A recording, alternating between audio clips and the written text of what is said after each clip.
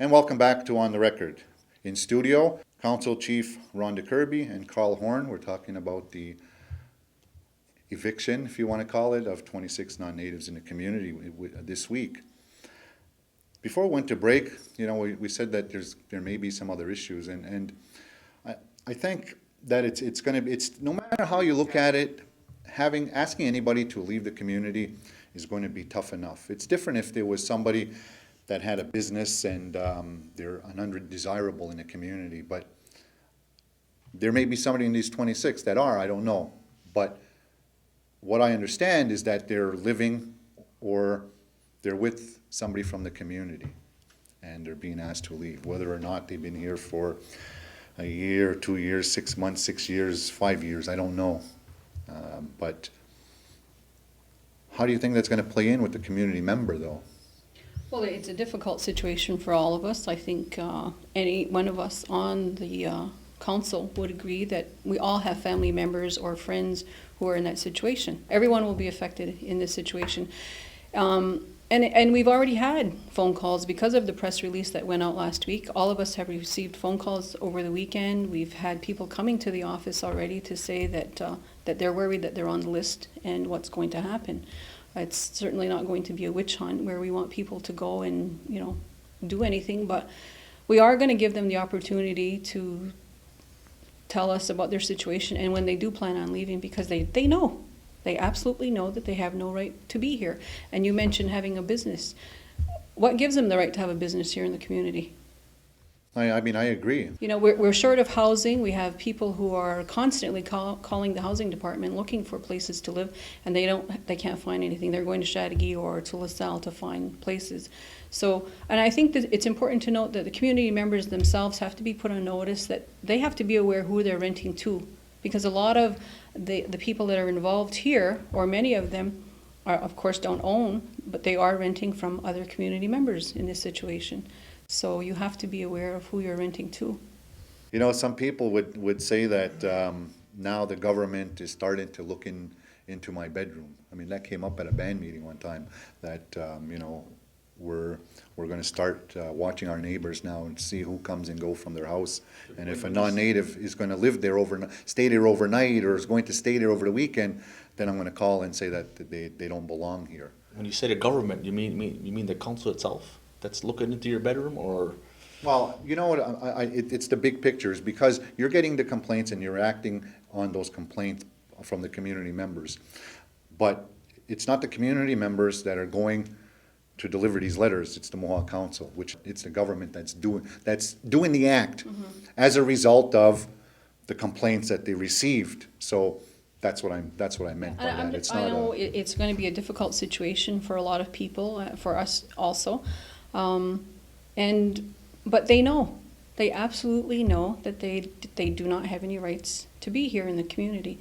And it goes as far back as you and I can remember. I mean, I think it's something, when I was in high school, that was something that my parents talked about to us, that you're not supposed to marry out. And I think because of the intermarriages that we do have now, it's not, maybe the culture and what our beliefs are not necessarily passed on because of the intermarriage. And so maybe the younger generation might have a different view of what is going on and why we're having these evictions or these notices given out.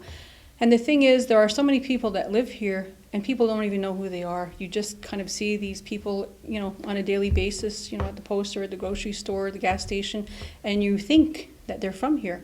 And I'm sure once the notices go out, we'll have a lot more information given to us. I was just laughing because of these people.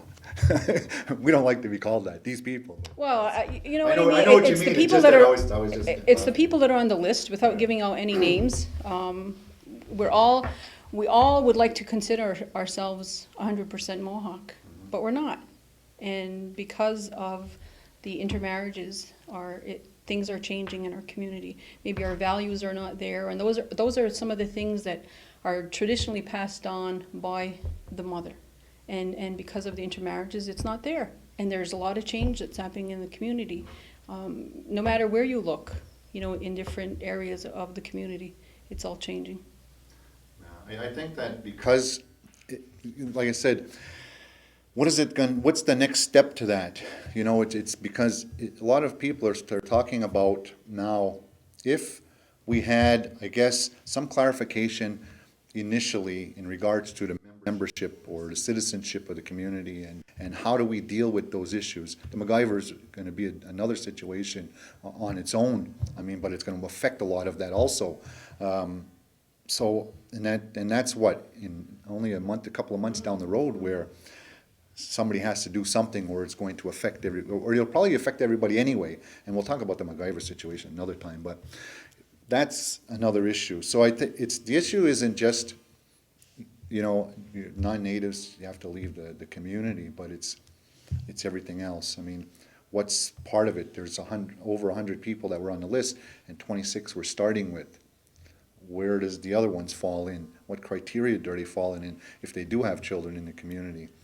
If they're working in the community, if they're volunteering in community? It's, you know, it's like, how do you deal with that situation later on? Because we still don't have any clarity on our own membership law.